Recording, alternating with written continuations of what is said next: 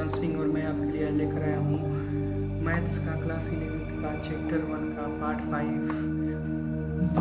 4 में हमने पढ़ा था इन अरेख के बारे में। और आज हम लोग पढ़ने वाले हैं समुच्चयों के पूरक के बारे में। पूरक क्या होता है, इसके पहले वाली वीडियो का अगर आपने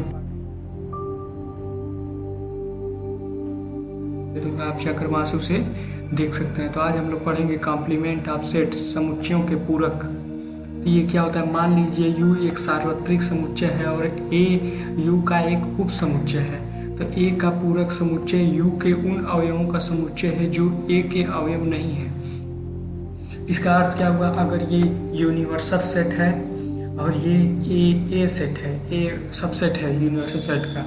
अगर हमसे पूछा जाए कि A कॉम्प्लीमेंट बताइए इसमें क्या होता है, तो कॉम्प्लीमेंट का अर्थ क्या होता है, मतलब जिसका कॉम्प्लीमेंट है उसे छोड़कर बाकी सब चीज़ें। जिसका कॉम्प्लीमेंट, अगर A कॉम्प्लीमेंट है A को छोड़कर बाकी सब चीज़ें, B कॉम्प्लीमेंट है B को छोड़कर बाकी सब चीज़ें। जैसे यहाँ पर A कॉम्प्लीमेंट है तो मतलब A को छोड़ के बाकी सब सारी जो पार्ट है इसका, वो सबसेटेड पार्ट, ये एक कॉम्प्लीमेंट कहलाएगा। मतलब एक कॉम्प्लीमेंट है तो ए को छोड़कर बाकी सारा भाग एक कॉम्प्लीमेंट कहलाएगा। जैसे कि यू यूनिवर्सल सेट 1 2 3 4 5 6 7 8 9 10 है मान लीजिए, और ए है 1 2 3 4 5। अब अगर पूछा है ए कॉम्प्लीमेंट निकालिए, इसका मतलब ए को छोड़कर बाकी सारा पार्ट यूनिवर्सल सेट का। तो ए को छोड़कर बाकी सारा पार्ट क्या होगा, 6 7 8 9 10।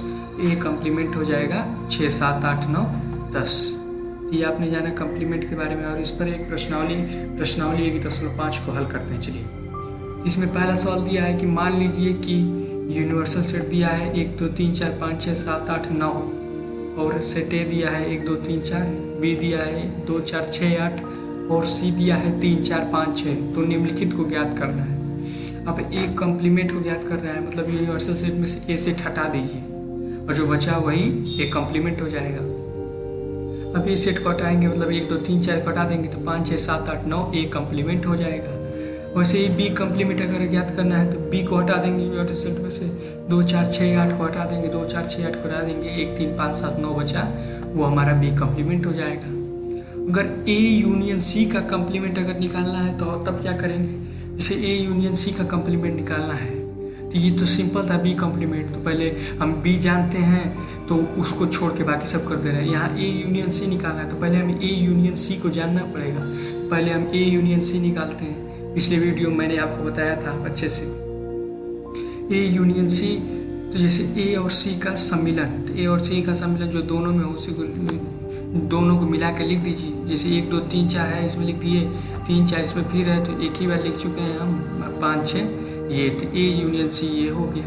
अब ए यूनियन सी का कॉम्प्लीमेंट कर रहा है, मतलब इतने ए यूनियन सी को छोड़कर यूनिवर्सल सेट में जो बाकी बची चीज़ें हैं वो उसको लेना है। तो 1 2 3 4 5 6 को छोड़ दीजिए, 7 8 9 बचा तो इसको हम ले लेंगे। तो ए यूनियन सी का कॉम्प्लीमेंट 7 8 9 हो गया। अब चौथा सवाल क्या कह रहा है, ए यूनियन बी का कॉम्प्लीमेंट। पहले हम ए यूनियन बी निकालते हैं। ए यूनियन बी क्या होगा, ए और बी का सम्मिलित रूप, मतलब दोनों को मिला के लिखेंगे। 1 लिख दिया हमने, 2 2 बार है तो एक बार लिख दिया हमने, 3 लिख दिया, 4 2 बार है तो एक बार लिख दिया, फिर 6 लिख दिया, फिर 8 लिख दिया।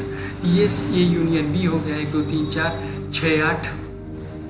अब इसे छोड़कर बाकी जो यूनिवर्सल सेट में बची चीज़ें हैं वो ए यूनियन बी का कॉम्प्लीमेंट हो जाएगी। तो क्या बची चीज़ें हैं, एक तो 5 बचा है और 7 और 9 बचा है। तो 5 7 9 ए यूनियन बी का कॉम्प्लीमेंट हो जाएगा, पूरक हो जाएगा। अब अगर दिया है ए कॉम्प्लीमेंट का कॉम्प्लीमेंट, तो इसका अर्थ क्या होगा, जैसे ए यूनियन बी का कॉम्प्लीमेंट निकालना तो वैसे ही हमें ए कॉम्प्लीमेंट का कॉम्प्लीमेंट निकालना है। तो पहले हम ए कॉम्प्लीमेंट जान लेते हैं ये क्या है। तो जैसे ए है 1 2 3 4। अब ए कॉम्प्लीमेंट निकालेंगे तो 1 2 3 4 छोड़ के बाकी सारी चीज़ें, मतलब 5 6 7 8 9 होगा। एक कॉम्प्लीमेंट हमें पता चल गया 5 6 7 8 9 होगा। अब जैसे ए यूनियन बी का कॉम्प्लीमेंट निकालना था तो उसको छोड़ के बाकी सारी चीज़ें ले रहे थे। अब ए कॉम्प्लीमेंट का कॉम्प्लीमेंट निकालना है तो ए कॉम्प्लीमेंट को छोड़ के 5 6 7 8 9 को छोड़ के बाकी सारी चीज़ लेंगे। 5 6 7 8 9 को अगर हम छोड़ दें तो 1 2 3 4 बचेगा।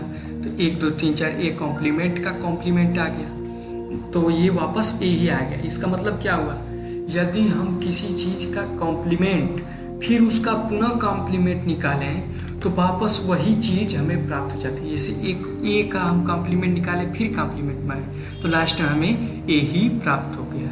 ये एक नियम हो गया। वो पूछ रहा है बी माइनस सी का कॉम्प्लीमेंट निकालिए।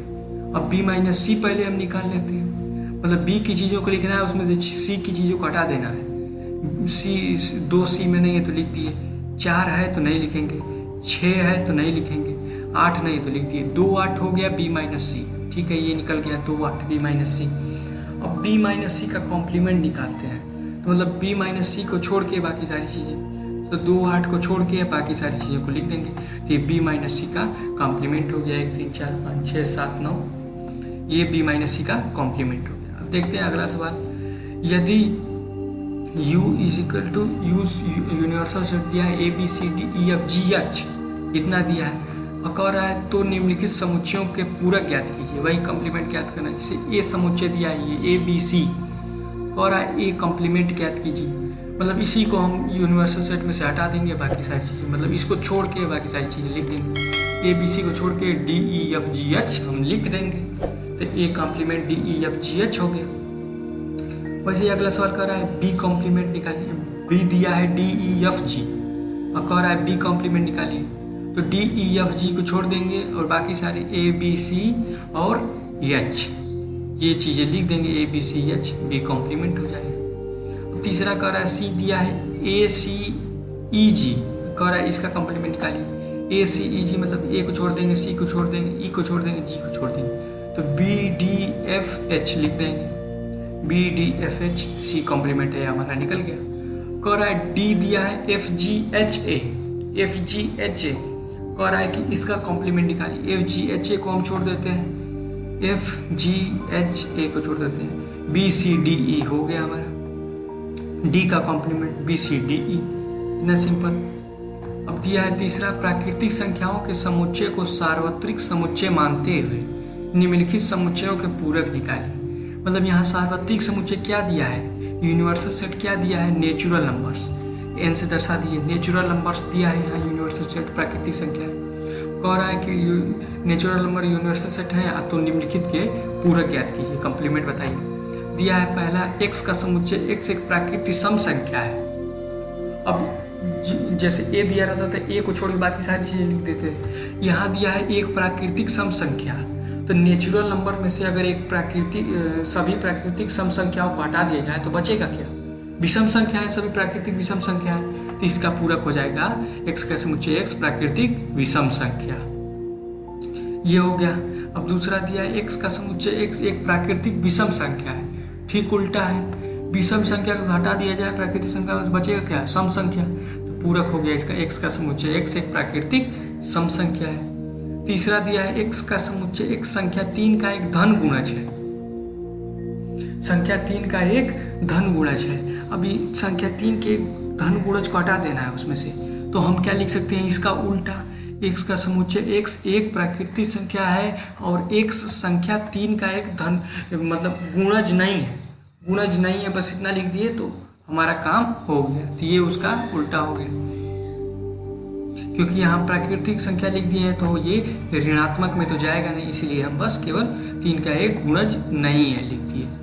चौथा दिया x का समुच्चय x एक अभाज्य संख्या है, x का समुच्चय x एक अभाज्य संख्या है। अब इसका पूरा निकालना है, तो इस अभाज्य संख्या है, इसका उल्टा क्या होगा, x का समुच्चय x जहाँ एक प्राकृतिक संख्या है और x एक अभाज्य संख्या नहीं है, ये इसका उल्टा हो गया, पूरक हो गया ये। अब पांचवा दिया x का समुच्चय x 3 और 5 से विभाजित होने वाली एक संख्या है, तो इसका उल्टा क्या हो जाएगा, ये तो बहुत सिंपल है, पूरक निकालेंगे। x का समुच्चय x जो एक प्राकृतिक संख्या है और एक ऐसी संख्या जो न 3 से भाज्य है और न 5 से भाज्य है, ये इसका 3 से 5 से उसमें विभाजित दिया है तो इसमें हम लिख देंगे न 3 से भाज्य है न 5 से भाज्य, ये हो गया पांचवा। अब छठा देखते हैं, x का समुच्चय x एक पूर्ण वर्ग संख्या है, पूर्ण वर्ग संख्या है दिया है, इसका हम पूरक लिखेंगे मतलब उल्टा लिख देंगे इसका। x का समुच्चय x एक प्राकृतिक संख्या और x एक पूर्ण वर्ग संख्या नहीं है, बस इतना लिख देंगे तो ये हो गया कॉम्प्लीमेंट उसका पूरक। अब दिया है अगला x का समुच्चय x एक पूर्ण घन संख्या है, ठीक वैसे ही दिया है, इसका भी पूरक ठीक वैसे लिख देंगे। x का समुच्चय x एक प्राकृतिक संख्या है और x एक पूर्ण घन संख्या नहीं है। तो ये हो गया उल्टा, उसका उल्टा मतलब कम्प्लीमेंट हो गया, पूरक हो गया। अगला दिया x का समुच्चय x + 5 = 8, x + 5 = 8 दिया है इसमें। तो मान लीजिए x 2 दिया होता है, किसी कह रहा है a सेट दिया है x = 2, तो a कॉम्प्लीमेंट निकालेंगे तो इसका मतलब x ≠ 2। वैसे ही दिया x + 5 = 8। अब इसका कॉम्प्लीमेंट अगर हम निकालें तो x + 5 = 8 हम लिख दिए। x का समुच्चय x जो प्राकृतिक संख्या है और x + 5 = 8। अब इसको और सॉल्व कर सकते हैं, तो हम चलिए सॉल्व करते हैं। +5 इधर है तो ये इसके इधर जाएगा तो ये -5 हो जाएगा।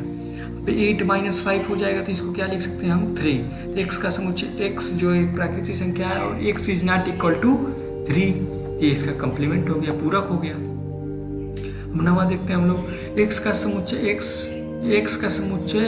x यहाँ 2x + 5 = 9 है, तो ठीक वैसे ही कर देंगे। 2x + 5 = 9 हो जाएगा, बस = 9 हो गया। उसके बाद +5 को इधर ले आते हैं, -5 हो जाएगा, तो 9 - 5 = 4 हो जाएगा। तो यहाँ 2x = 4 हो गया।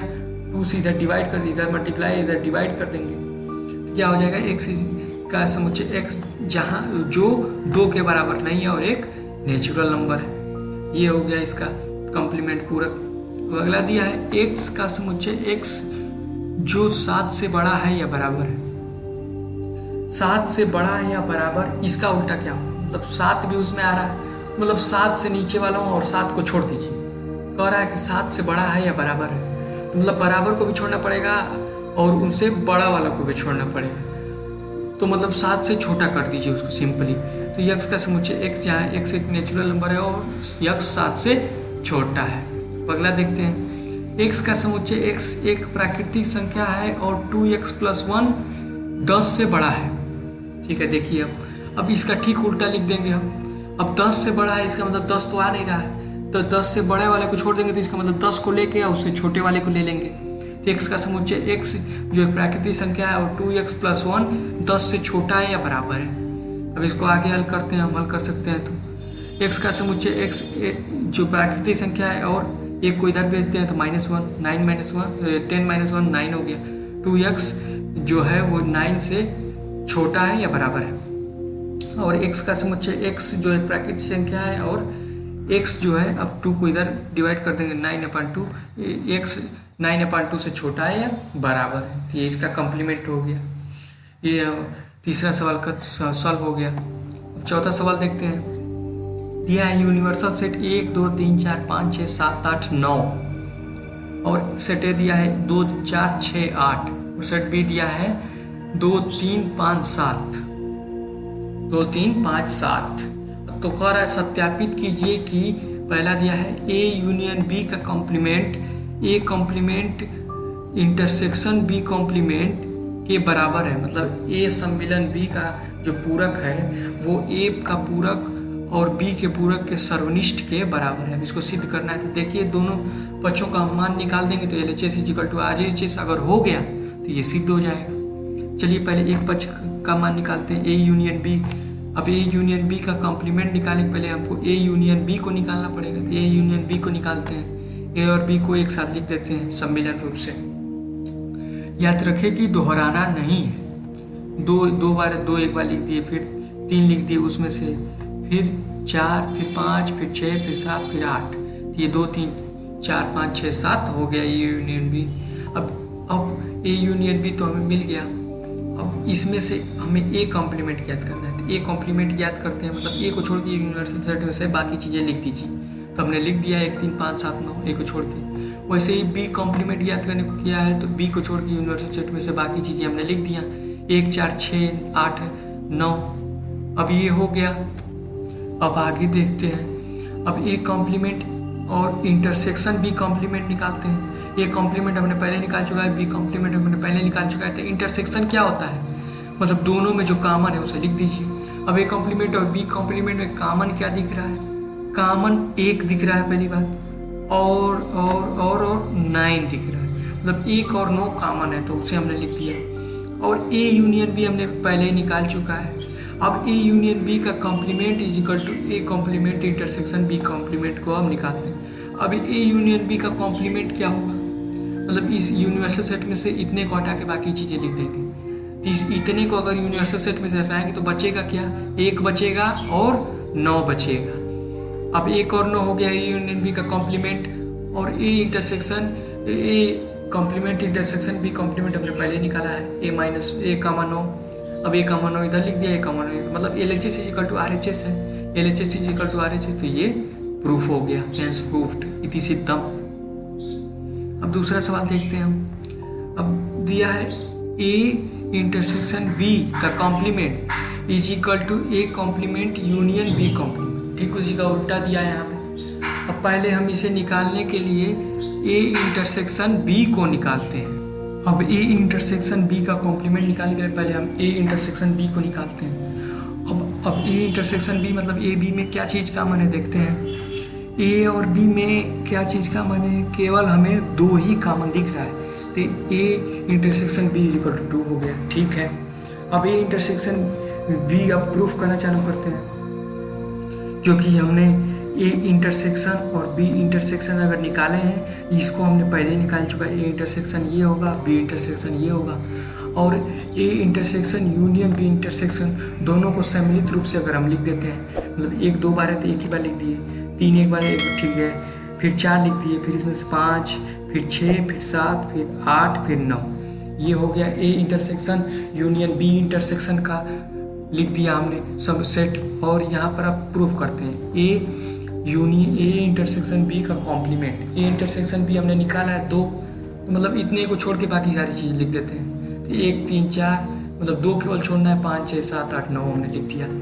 अब इसको तो हम पहले निकाल चुके हैं, तो उसको ऐसे ही लिख देते हैं 1 3 4 5 6 7 8 9। अब क्या ये दोनों बराबर हैं? हाँ, ये दोनों बराबर हैं, तो LHS is equal to RHS हो गया, LHS is equal to RHS हो गया, तो ये दोनों बराबर सिद्ध हो गए, हेंस प्रूव्ड हो गया, इति सिद्धम हो गया। अब देखते हैं अगला सवाल 5वां, और निम्नलिखित में से प्रत्येक के लिए वेन आरेख खींचिए, और ए यूनियन बी का कॉम्प्लीमेंट के लिए वेन आरेख खींचिए। तो पहले हम यूनिवर्सल सेट बनाते हैं, बना लिया हमने, फिर ए उसमें खींचते हैं, फिर बी खींचते हैं।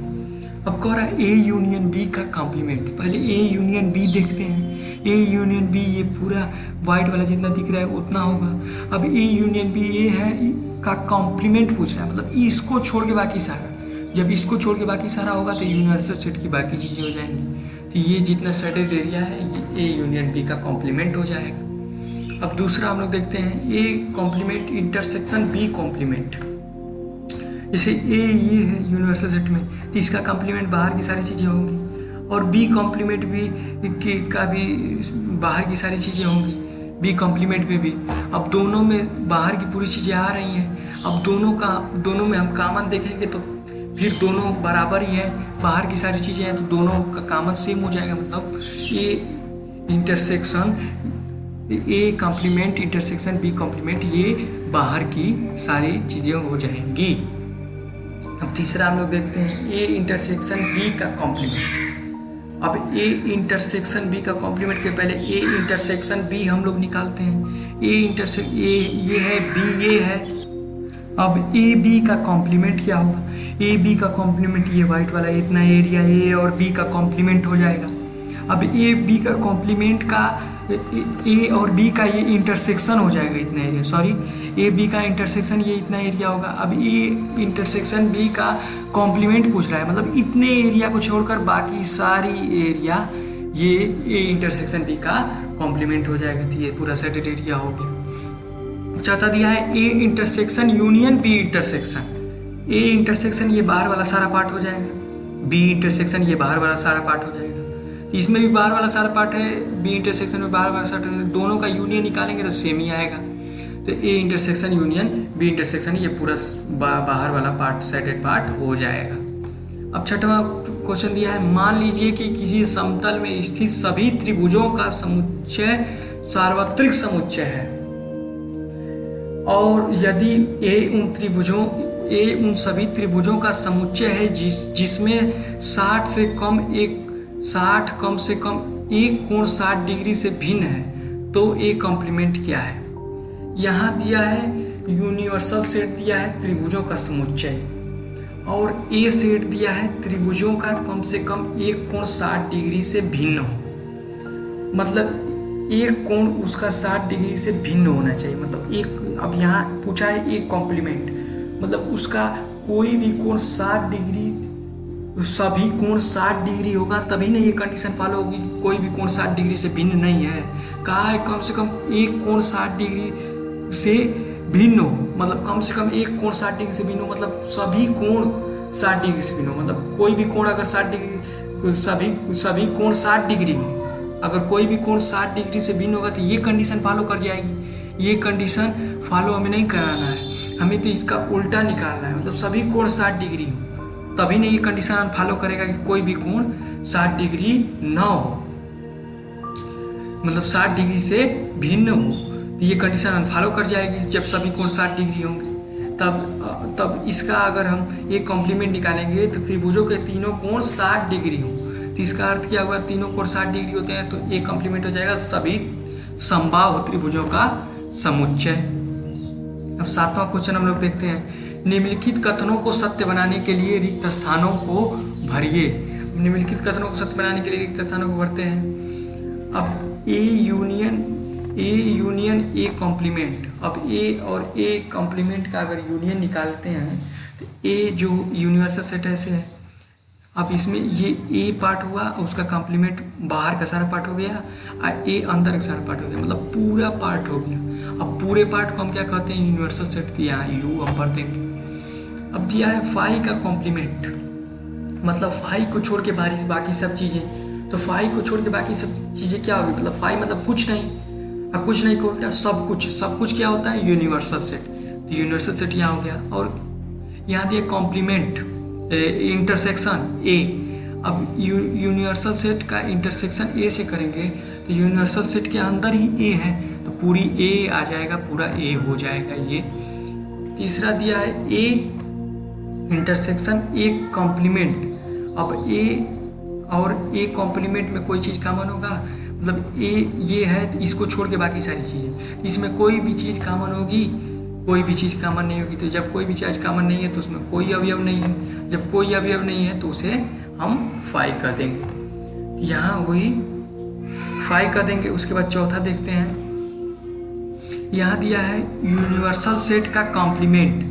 यूनिवर्सल सेट का कॉम्प्लीमेंट क्या होगा, यूनिवर्सल सेट मतलब सब कुछ, और उसका उल्टा अगर करेंगे मतलब कुछ नहीं मतलब फाई, तो यहाँ फाई हो गया। का इंटरसेक्शन निकालते हैं हम ए से, तो फाई और ए में क्या कॉमन है, कुछ भी कॉमन, फाई में कुछ है ही नहीं तो कॉमन क्या होगा। तो जब कुछ भी नहीं कॉमन है इसका मतलब उसमें कोई अवयव नहीं है, और जब कोई अवयव नहीं है तो उसे फाई से दर्शाएंगे। यहाँ भी ये भी प्रश्नावली हो गई हमारी एंड, ये भी प्रश्नावली हो गई हमारी समाप्त। अब इसके आगे मैं प्रश्नावली 1.6 भी लेकर आऊँगा। इसके लिए आपको मेरे चैनल को सब्सक्राइब करना पड़ेगा, और अगर ये वीडियो आपको पसंद आया हो तो लाइक जरूर करें, और कमेंट करके बताएं ये वीडियो कैसा लगा, और मेरे चैनल को सब्सक्राइब कर लें क्योंकि मैं आगे भी ऐसे ही वीडियोस लाते रहूँगा। तो दोस्तों मिलते हैं आपसे अगले वीडियो में। Thank you for watching, thank you very much.